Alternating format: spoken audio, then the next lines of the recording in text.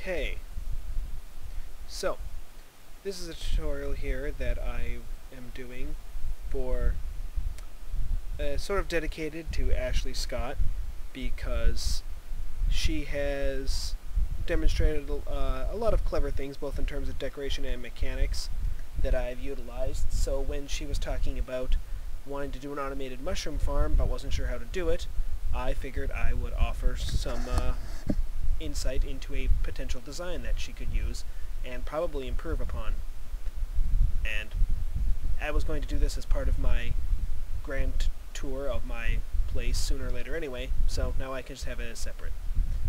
Alright, so basically what we got here, getting ahead of myself, is we have a collection area for the mushrooms down there, which I'll get to in a second, a light indicating whether or not the thing needs to be reset, and a button that will harvest them. As you can see on the inside here, I have a diamond shape. The points are 7 blocks away from the central point, and there are mushrooms. You can't see it very well, but there are red mushrooms in the top 2 corners and brown mushrooms over there. This is a 8 by 8 square with a diamond that has, as I said, the axes of the diamond are 15 long, and then the mushrooms in the corners. And as you can see here, there are holes around the edge of the diamond that drop down into a trench, which I'll show you in a minute. So basically what happens is when you push the button over here, it fires up the redstone, which runs along here and hits redstone to that block.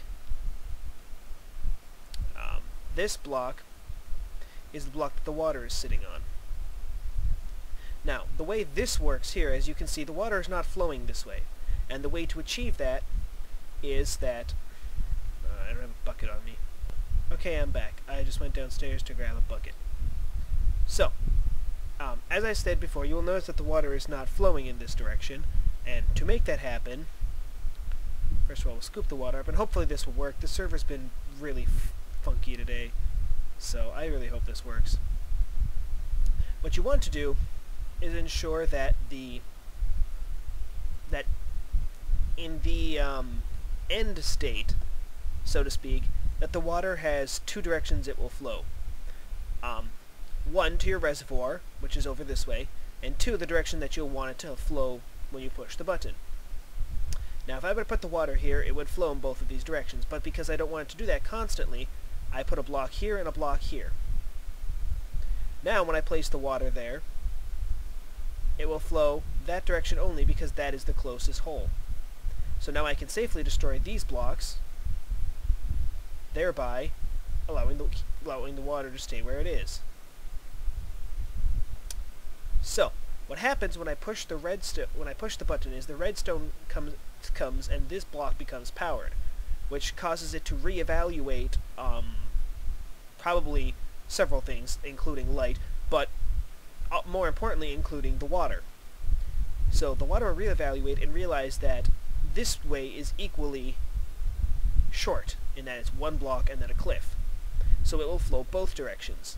Thus the water flows down here, over both of these sides, and down the hole, which goes to the center of my diamond. The water will flow the 7 spaces it needs here, to the edge of the diamond and drop the things into the basin below. So, for example, I don't have any... Well, I have glass. I can replace this. So we'll plant a mushroom there and demonstrate. Push the button, and I'll show you the water up above in a minute.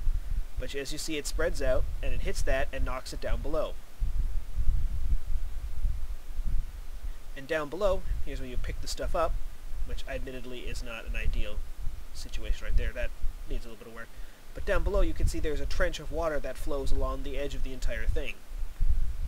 So any items that fall in here are swept down to the collection area.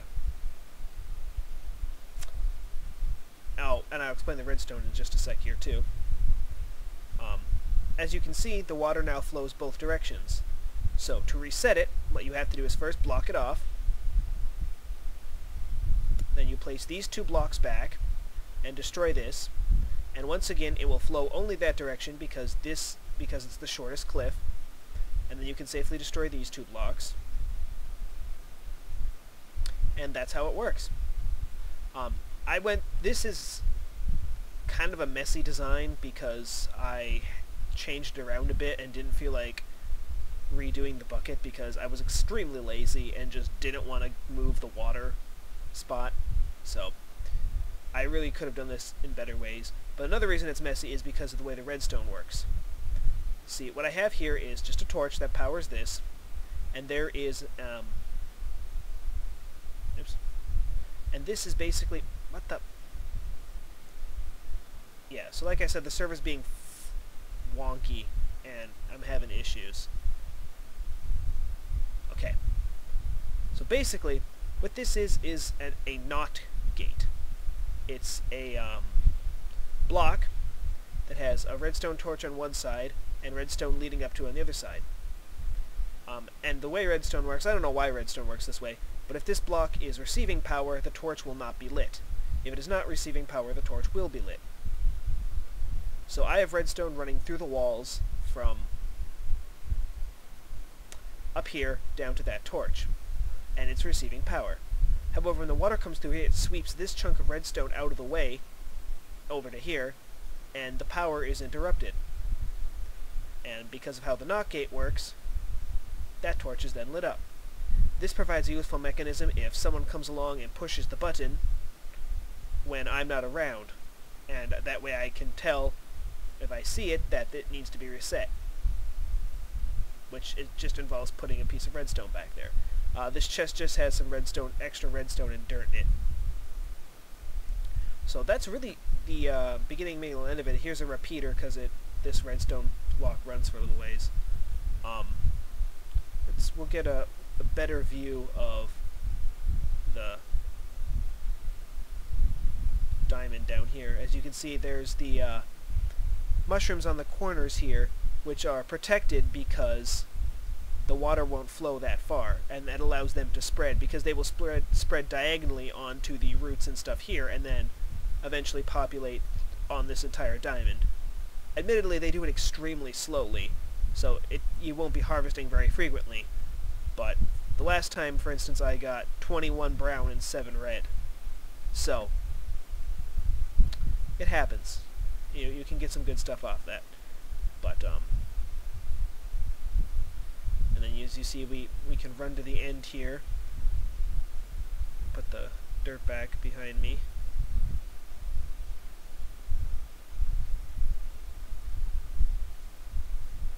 And then the water, as you saw before, washes things down here to the trench, which are then swept away and magically transported to where you need to go. So, oh, and make sure it's dark in there, which is why I have only one square block, because it needs to be dark for mushrooms to grow, and if it's only one block tall, that will prevent zombies, skeletons, and creepers from spawning. Spiders still might, although I haven't had any do so, but they'll be the only thing that will spawn in there, with only one block high. So that's the reason I chose to do that. Mushrooms may be able to spawn in the light as long as it's not direct sunlight, if I understand correctly, in which case you can light your growing area up, but I don't know for sure, so I decided not to bother with it. But I think that's pretty much the basics there.